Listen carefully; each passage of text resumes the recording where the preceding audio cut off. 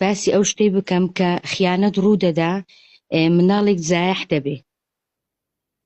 بەڵێ ئێستا مناڵەکە لای خۆمە و ئەمن لەسەر خیانەت جیا بوومەتەوە. پیاوەکەت خیانەتی لێ کردی؟ بەڵێ یعنی بە هەموو شتێ سەلماندوومە کە خیانەتی کردووە. پێش ئەوەی کە شوشی پێ بکەم پێم گوت ئەمن نامەوێ هیچ شتێک یعنی لە دەربارەی من یعنی کەسێکتر بێتە ژیانی ما، کەسی سێممان هەبی. زۆر بە یەقینەوە ئەو ژنی هێنا یا ئەچوو زینای زینایە کرد.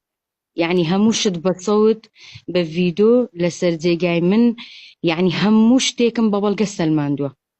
ئەگەر ئەوە بێ حەقی خۆتە، ئەمما ئەگەر قەزی ژنی دووەم و ئەوانە بێت ئەوە حەقی خۆ نییە. من ئەم ڕێم پێدا گوتم ژنی بینا لەگەڵ منی دابنێ خانی بۆ بگرە بەرامبەر ماڵی من، چکە ئەم شوێنەکەم گچکە